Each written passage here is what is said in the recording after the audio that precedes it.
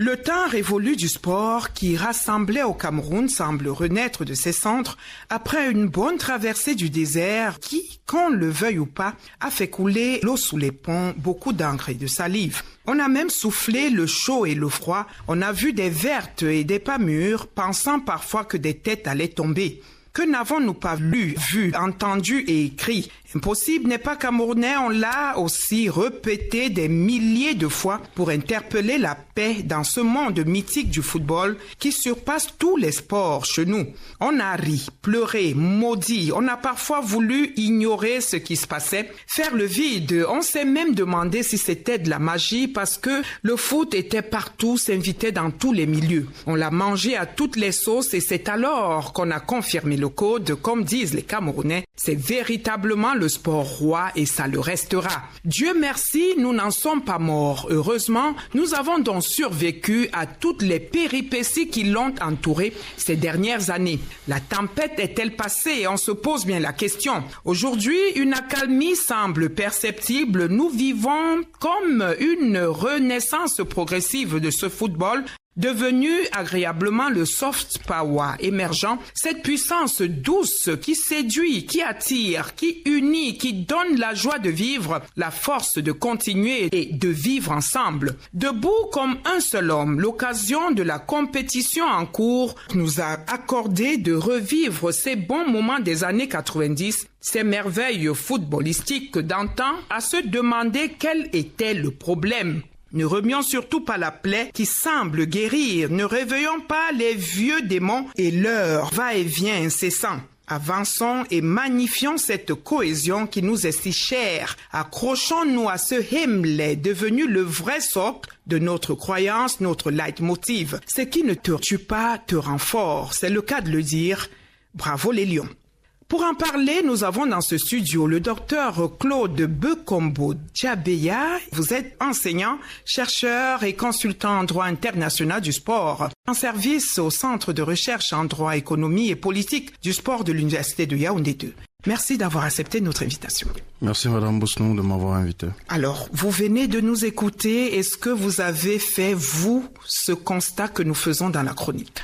Tout à fait, votre chronique est parfaitement en ligne avec ce qui se passe en ce moment, au Cameroun particulièrement, où nous venons de subir 2 années de rivalité, de tension entre les membres de la communauté sportive, disons-le comme ça. Et aujourd'hui, grâce aux résultats sportifs qui sont des baromètres de la température sociale, au Cameroun particulièrement et dans tous les pays où le sport a pris une ampleur très importante, nous voyons effectivement que les résultats sportifs apportent une accalmie sociale, apportent une paix sociale dont les sociétés ont besoin en ce moment de tensions politiques internationales. Je ne vous ferai pas le dessin avec tout ce qui se passe dans l'espace public international. Oui. Le sport est vraiment à sa place comme outil de soft power. Alors, vous avez donc comme pratiquement tous les Camerounais cette joie de revivre ce football d'antan et on va dire que nous sortons de loin. C'est le constat.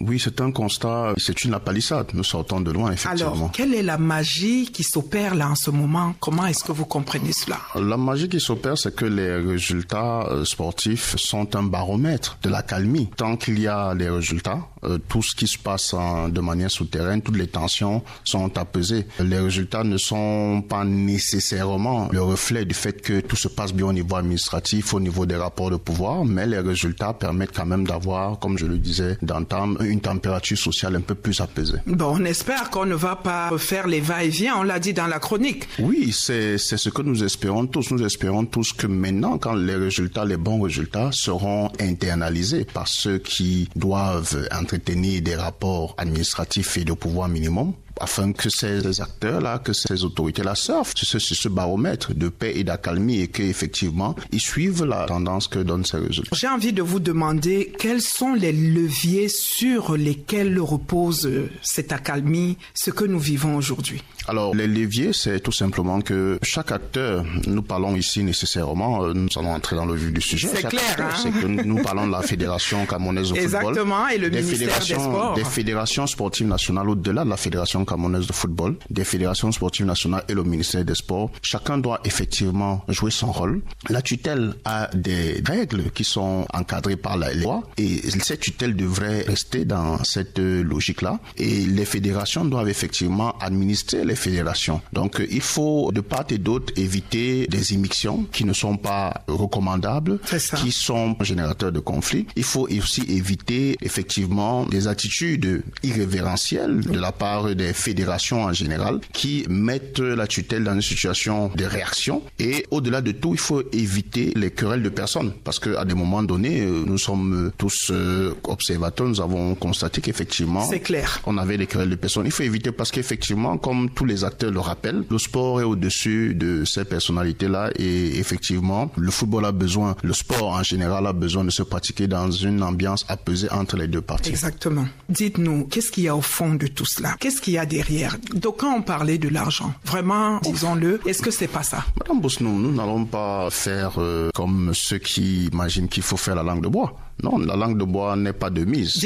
Effectivement, depuis 1990, le sport a cessé d'être un jeu. Le sport est devenu un enjeu économique et financier. C'est la raison pour laquelle on parle de géopolitique du sport. Les auteurs comme Pascal Boniface et tous les autres ont identifié cela. Vous avez parlé de soft power. Les États aussi, j'ai publié un livre effectivement parlant de la puissance sportive étatique. Les États aussi sont en quête de reconnaissance de l'image que donne le sport. Donc à partir de ce moment-là, les États sont très regardants, surtout les États africains, les États qui n'ont pas une puissance militaire ou une puissance économique. Ils utilisent le sport comme soft power. C'est la raison pour laquelle vous avez fort à propos intitulé votre chronique le soft power émergent. Et c'est la raison pour laquelle effectivement il n'y a plus que les fédérations et les organisations sportives internationales qui s'intéressent aux retombées du sport. Il y a les acteurs économiques qui mettent beaucoup d'argent et il y a les politiques qui utilisent le sport comme instrument de rayonnement pour avoir une sérénité politique. Vous avez donc des multiples enjeux qui se croisent, qui s'interpénètrent, qui font en sorte que il y a nécessairement des tensions. Donc c'est l'argent, c'est la guerre d'image, c'est la capacité du sport à pouvoir représenter un certain nombre d'enjeux qui font en sorte qu'il y a nécessairement conflit. Alors, comment capitaliser ce que nous vivons aujourd'hui? C'est assez simple. C'est qu'il faut effectivement qu'il y ait une distance nécessaire entre les autorités politiques et les autorités sportives et que chacun reste nécessairement dans son domaine de compétence. Voilà, exactement. Tout à Mais fait. il y a également les joueurs. On a quand même aussi connu au sein de l'équipe des gens qui se sont mixés. Madame Bosnou, c'est pour ça il faut le dire également. Quand nous disons que tout le monde doit rester à sa place, il ne s'agit pas uniquement des fédérations et du ministère. On ne l'a pas assez dit. Il s'agit aussi des joueurs, des groupes de supporters et effectivement nous-mêmes les fans, parce que les fans font partie de la communauté sportive. Exactement. Quand sur vos réseaux sociaux, vous encensez un joueur, vous en insultez un autre, vous n'êtes pas dans la logique de cette accalmie, de cette paix, du fait que le sport se passe dans de bonnes conditions. Vous savez très bien que le sport est un vecteur de paix et que les Nations Unies effectivement ont mis en place un programme pour le sport comme outil de développement et de paix. C'est la raison pour laquelle les fans ne doivent pas s'exclure. Quand on parle de communauté sportive, il ne faut pas croire que ce n'est que la fédération et les États. C'est non. ça, il faut il y a bien les clubs, il y a les supporters, il y a les joueurs, il y a les membres du staff qui sont membres de cette fédération. Donc tout le monde doit essayer de jouer le jeu. Sur les réseaux sociaux, il y a des fans qui mettent le faux poudre. On doit essayer d'avoir raison. Alors cela dit, quel est votre regard, l'équipe, les joueurs, comment vous les appréciez? On a notamment parlé du Hemley. Oui, tout à fait. Je me suis réjoui de l'entendre dans votre chronique et effectivement, le retour du Hemley a salué. Mais ce retour du Hemley est la conjonction d'un certain nombre de décisions qui ont été prises, qu'il ne faut pas balayer d'un revers de la main. C'est ça. C'est effectivement ça le Hemley. Le Hemley est basé sur l'ordre, la discipline et le respect des valeurs et des ancêtres. C'est sur cette base-là que nous pouvons former un groupe, que ce soit dans les associations classiques, que ce soit entre collègues, que ce soit dans la famille. S'il n'y a pas la discipline, il n'y a pas une conviction que nous allons aller ensemble quelque part, on ne va pas s'en sortir. Et effectivement, ce Hemley revient parce que tout le monde a un seul objectif et tout le monde est humble, tout le monde travaille pour le groupe. C'est le groupe qui est la star, si on peut le dire entre guillemets. Oui. Ce n'est pas les individualités. Vous voyez très bien que tout le monde, autant la fédération que le ministère, que le président de la fédération, tout le monde est effacé. On ne voit que le coach et les joueurs. Exactement. Voilà. Il n'y a pas de vidéo qui montre que c'est elle qui se met en avant ou ainsi de suite. Non, c'est une bonne chose. C'est un exemple qu'on peut multiplier pour tous les aspects de notre vie sociale au Cameroun pour faire en sorte que le Hemley soit effectivement un élément qui nous permet de structurer d'autres espaces vous voyez venir, d'autres espaces qui permettront effectivement d'avoir des résultats probants. Alors, nous allons sortir de cet entretien. Si vous aviez un message à passer à ces lions, à toute cette communauté sportive, qu'est-ce que vous leur diriez? De maintenir l'état d'esprit qu'il y a aujourd'hui, de maintenir l'état d'esprit positif. Vous voyez que quand tout est positif, quand tout le monde tire dans le même sens, quand les gens ne cherchent pas la petite bête, quand les gens ne cherchent pas à élever les uns contre les autres, quand les gens ne cherchent pas les intérêts économiques, quand les gens ne cherchent pas effectivement à humilier les autres, on a des résultats. Et c'est quasiment la même équipe, à quelques exceptions près. La majorité des joueurs qui étaient là avant. Mais on n'avait pas les résultats parce qu'il y avait une ambiance qui n'était pas propice aux résultats. Et c'est très important de le dire, la performance du sportif et de l'administration sportive, pour tous ceux qui font dans la psychologie sportive, est intimement liée au climat qu'il y a autour de l'environnement de travail de toutes ces personnes. À partir du moment où vous êtes critiqué, où vous êtes un paria de la sélection, vous ne pouvez pas donner pleine mesure. Mais à partir du moment où vous êtes mis dans les conditions, nous voyons très vite les résultats. Donc, je les encourage à rester dans cet état d'esprit. Une chose est sûre, il y a une équipe qui est née, elle est encore jeune et ça donne beaucoup d'espoir pour les années à venir. Donc, ce qui a été conçu aujourd'hui doit être maintenu dans l'état d'esprit de concorde. Alors, vous parlez si bien, docteur, vous êtes enseignant, chercheur, consultant. Au-delà de cela, est-ce qu'il vous arrive de jouer au football vous-même? C'est vrai que ma première passion, c'est le basket. Ah, d'accord. Mais bon, on a eu à jouer aussi au football. Tout Camerounais, d'abord